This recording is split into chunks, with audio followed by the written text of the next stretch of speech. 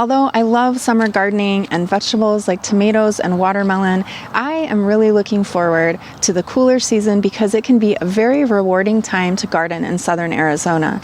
In fact, many people say that they like fall gardening better here in this area of the country than summer gardening because it's a lot easier on the gardener. When I don't plan, I end up planting way too many seedlings, and then I feel anxious when it's time to set those transplants outside because I don't have enough space for all of them.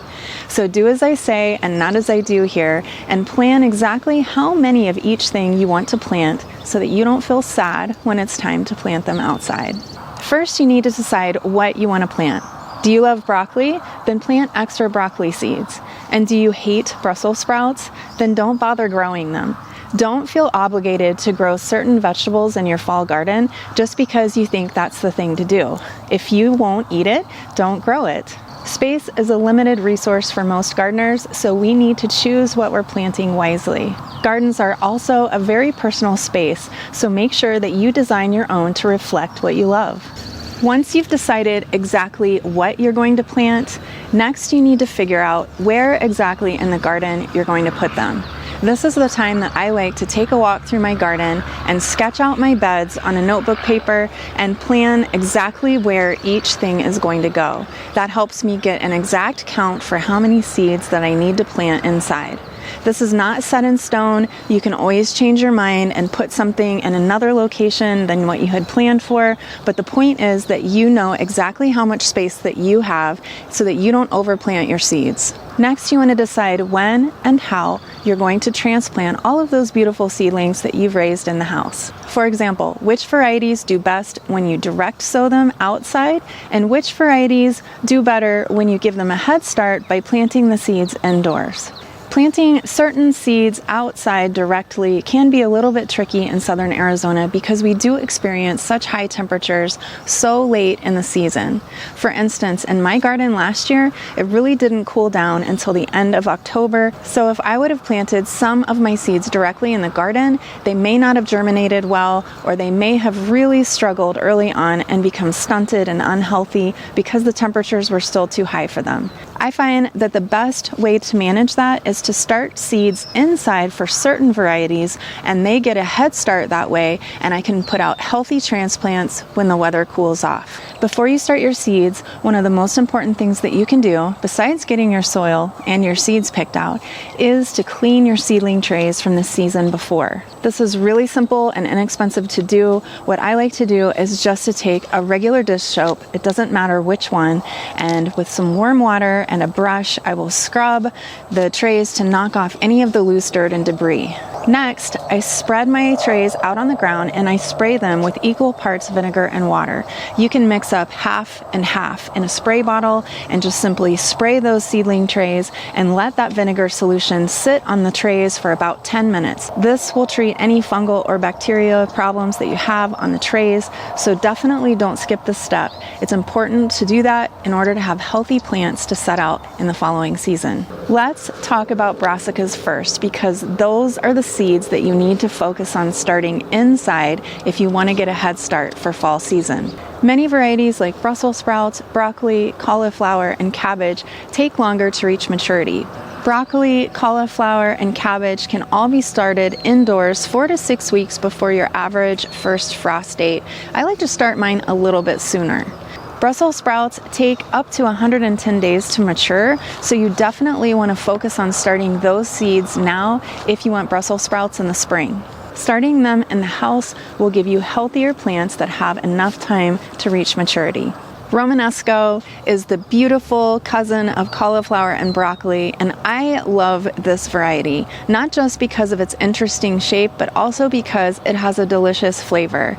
I start these seeds inside, and I start a lot of them because it's one of my favorite plants. Days to maturity on Romanesco are 70 to 100 days. Days to maturity for cauliflower and broccoli is 70 to 80 days, and for cabbage, it's 80 to 100 days. So keep that in mind when you're planting. What I would do is start my Brussels sprouts right now, then I would follow that with cabbages, and then after that I would do cauliflower and broccoli. So if you're short on time over the next couple of weeks, you can spread it out that way. There are so many varieties that I love, but I will mention a couple here so that you can try them if you would like to. For broccoli, I love Waltham 29. It's just a good all-purpose broccoli. And for a more heat-tolerant variety, in case you're just a little bit late getting your seeds started, I would go with Bellstar. Another option for broccoli is rapini, which is like the broccolini or the non-heading broccoli that you see in stores and in restaurants. It's also called broccoli rabe.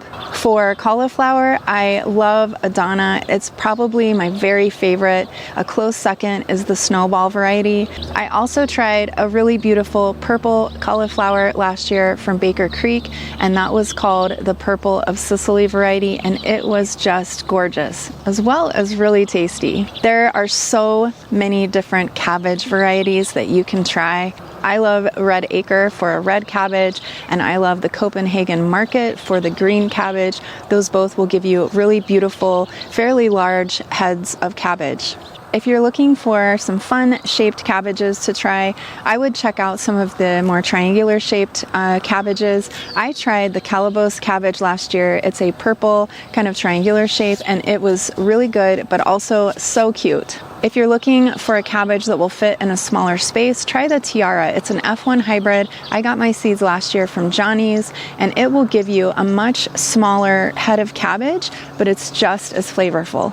Don't forget to try all of the cabbages here. It's not just about the traditional cabbage. You can also do a Savoy, you can do a Napa. There are many different varieties that you can choose from, so just check your favorite seed company, look at their cabbage varieties, and you will see all kinds of different choices. There are many other brassicas like kale and bok choy and collard greens that you can start either inside ahead of time or directly sow outside, so that choice is up to you. It's important to talk about frost dates when we talk about starting cool weather seeds. That's not because most of them are frost tender. It's actually because that's a great gauge for knowing when we need to start those seeds so that they can come to full maturity before it gets too hot in early April the following spring. For Tucson, the first fall frost date is around December 9th, and for Phoenix, it's around the first week of December. You should check your area online to find out your exact frost date. There are lots of websites that you can use and enter in your zip code, and it will tell you what your first and last frost dates are, both for spring and for fall. There are so many different leafy greens that you can try in your garden this fall, like arugula, spinach, Swiss chard, lettuces of all kinds. And I think really if you're going to grow one thing, leafy greens are a great value for the space. You get wonderful nutrition, a ton of food, and you can harvest it continuously if you use the cut and come again method, which is just harvesting from the outside of the plant and letting the center continue to grow. Leafy greens can be grown outside from September through February. They do great in a raised bed, a container, a flower pot, in the ground. They're very versatile. I've even grown lettuces in my house in a pot on a windowsill. There are way too many favorites to mention here, but I did love two varieties of lettuce that I want to share. I really liked the Truckus variety, which is a red romaine variety, and also Brentwood, which is a red leaf lettuce. I grew the Brentwood and the Truckus lettuce in a raised bed near a south-facing wall. I actually got snow on them a couple of times last winter, and they did really well. They did not seem to mind the cold at all. So if you're looking for something that's going to be really cold tolerant, try those two varieties. We can't talk about cool season gardening without talking about root vegetables. Most root vegetables do best when directly sown in the garden. Things like beets and turnips and radishes and parsnips and carrots, those types of vegetables do better when you don't disturb the roots, so plant your seeds directly in the garden starting in September. I start onions and leeks and shallots in seedling trays in my house every year, and I have great luck with that. So those are an exception to the root vegetable rule of directly sowing in the garden. You can also start certain legumes like lima beans, fava beans, and lentils in the garden starting in mid-September. I'm growing Christmas limas this year. They have a beautiful maroon and white mottled color, and they are just beautiful and tasty. There are many different lima beans to choose from, as well as many different varieties of fava beans, so have some fun and pick out an interesting variety. If you're looking for maximum productivity from your garden, we need to talk about succession planting. And succession planting is just staggering your planting so that you have a continuous supply of produce coming out of your garden. For example, when I get ready to plant my fall garden, first I'll clear out all of the summer plants that have been growing there. I'll put 2 to 3 inches of compost on top of that bed, and then I will put my fall seedlings right in right away. And that means there's going to be no gap between summer and fall plants growing, and that's a form of succession planting. Another way to succession plant is to only plant a few seeds at a time and space out the next planting of seeds by 2 to 3 weeks. For example, with cabbage, I love eating cabbage, I love growing cabbage, but if I planted all 25 of my cabbage seeds at one time, that means that all of those cabbage heads are going to be ready to harvest at the same time, and there's only so much cabbage you can eat. I don't even like sauerkraut that much. So instead of having too much cabbage at one time, instead I will plant 2 or 3 seeds this week, and then in a couple weeks I'll plant 2 or 3 more seeds, and so on, so that I have only a couple cabbage heads to work with each time I harvest. I hope talking about the fall garden cooled you down a little bit during these scorching hot August days. I'd love to know what you're planting, so please share with me in the comments below. Until next time, happy gardening.